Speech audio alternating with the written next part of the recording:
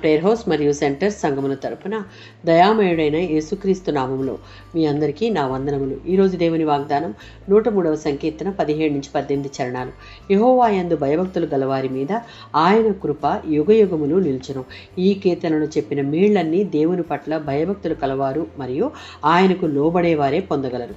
మనం దేవుని గౌరవించి ఆయనకు విధేయులుగా ఉండేందుకు ప్రయత్నించకపోతే ఆయనిచ్చే దీవెనలను పొందాలని చూడడం వ్యర్థం. దేవుని యందు భయభక్తులు అంటే దేవుని పట్ల, ఆయన వాక్కు పట్ల భయంతో కూడిన గౌరవం. దేవుని యొక్క మహత్యాన్ని, గొప్పతనాన్ని, అధికారాన్ని గుర్తించి ఆయనకు వ్యతిరేకంగా దేన్నైనా చేయడానికి భయపడడం, దుర్మార్గం నుండి తొలగిపోవడం, దేవునితోనూ మనుషులతోనూ ఎప్పుడూ శాంతి సమాధానాలను వెతుకుతూ ఉండడం. 103వ సంకీర్తన 11వ చరణం. ఈ విధమైన భయభక్తులు కలిగి జీవించేవారి ఎడల భూమికి పైగా ఆకాశం ఎంత ఎత్తుగా ఉంటుందో, అనగా కొలత తీసుకోవడానికి వీలు లేనంత దూరం అని అర్థం. అంత విస్తారమైన కృప వారి ఎడల దేవుడు కురిపిస్తాడు. 103వ సంకీర్తన 13వ చరణం. తన యందు భయభక్తులు గలవారి ఎడల తండ్రి తన కుమారులు కుమార్తెల ఎడల జాలిపడిన రీతిగా జాలిపడే దేవుడు.